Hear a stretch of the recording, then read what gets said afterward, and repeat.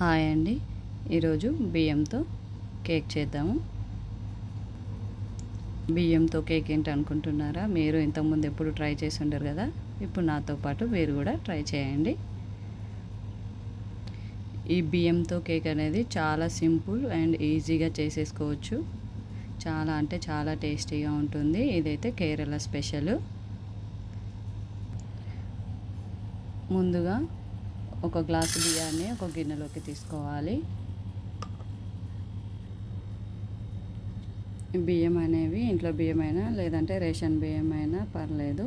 ఈ బియ్యాన్ని వాటర్ పోసుకొని ఒక 2 or 3 టైమ్స్ వాష్ చేసుకోవాలి. ఎందుకంటే దీంట్లో ఉన్న డస్ట్ అంతా పోతుంది.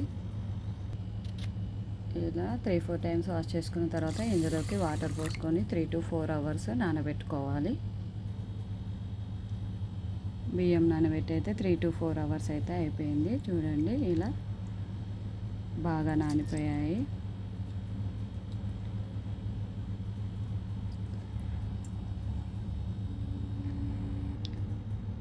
ఇలా నానిపోయిన బియ్యం నుంచి వాటర్ తీసేసి ఈ బియ్యాన్ని ఒక మిక్సీ జార్లోకి తీసుకోవాలి.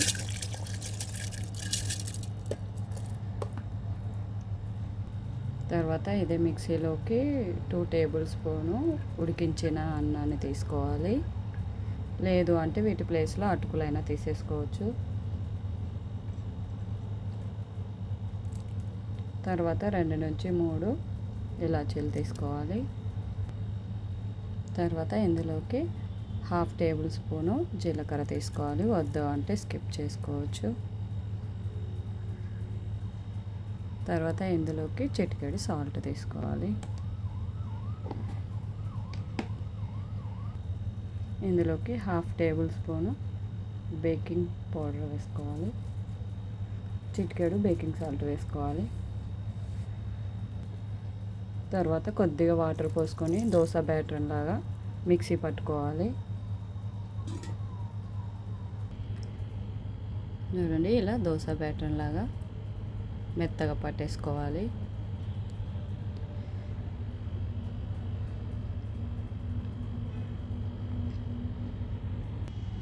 మనం ఏ గ్లాస్తో అయితే బియ్యం తీసుకున్నామో అదే గ్లాస్తో బెల్లం అయితే ఒక గ్లాస్ బియ్యానికి 1.5 గ్లాసు బెల్లాన్ని అయితే తీసుకోవాలి.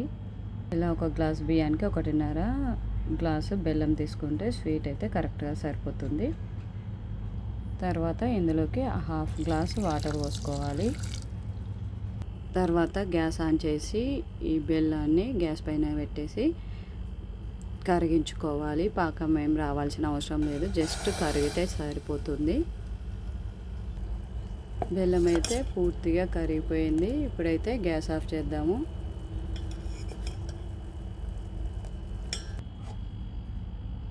ఈ బెల్లం పాకాన్ని ఇలా జల్లి సాయంతో వడకట్టుకోవాలి. ఇందులో ఏమన్నా నలకలు అవి ఉన్నా పోతాయి.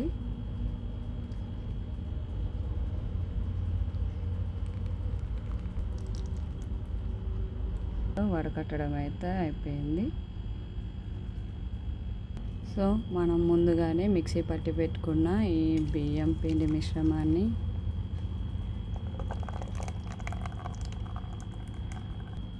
తర్వాత మనం కరిగించుకున్న బెల్లంని ఈ పిండిలోకి వేసుకొని మొత్తం కలుపుకోవాలి.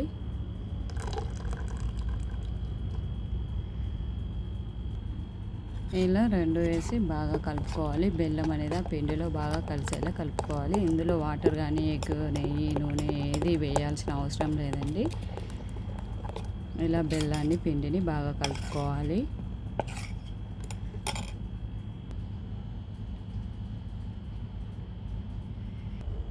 తర్వాత గ్యాస్ ఆన్ చేసి గ్యాస్ పైన ఇలా కుక్కర్ పెట్టుకొని అందులోకి ఒక 2 tablespoons నెయ్యి కానీ ఆయిల్ కానీ వేసుకోండి.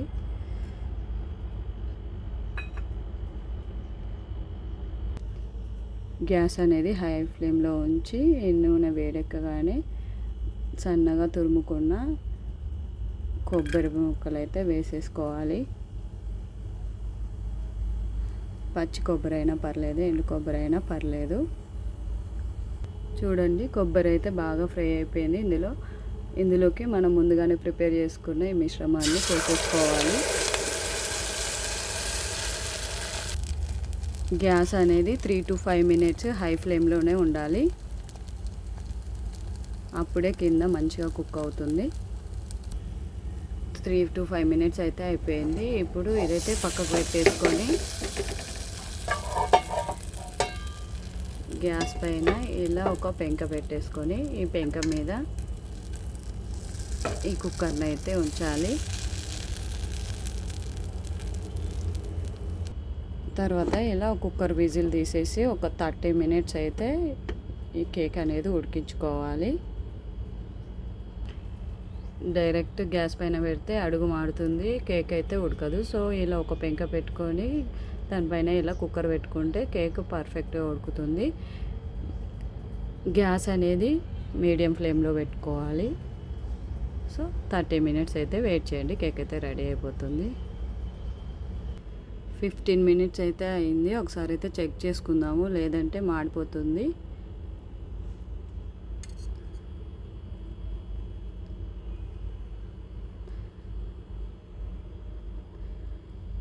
ఇంకొక 5-10 మినిట్స్ అయితే పడుతుంది. ఇలా చెక్ చేసుకుంటే చాక్ అయితే అంటుతుంది. సో ఇంకా మొత్తం బేక్ అయితే అవ్వలేదు, కానీ చూడండి ఎంత మంచిగా పొంగిందో. సో ఇంకో 10 మినిట్స్ అయితే సిమ్లోనే ఉంచేద్దాం. 30 మినిట్స్ అయితే అయిపోయింది. ఇప్పుడైతే ఓపెన్ చేసి చూద్దాము. చూడండి కలర్ కూడా చేంజ్ అయిపోయింది, కుక్ అయిపోయింది. సో ఇది ఇంతకుముందు అంటింది, ఇప్పుడైతే పర్లేదు ఉడికింది. ఇప్పుడైతే గ్యాస్ ఆఫ్ చేసి పూర్తిగా అయితే చల్లారించాలి. చల్లారే వరకు పక్కనైతే పెట్టేసుకుందాం, వెంటనే కట్ చేయకూడదు.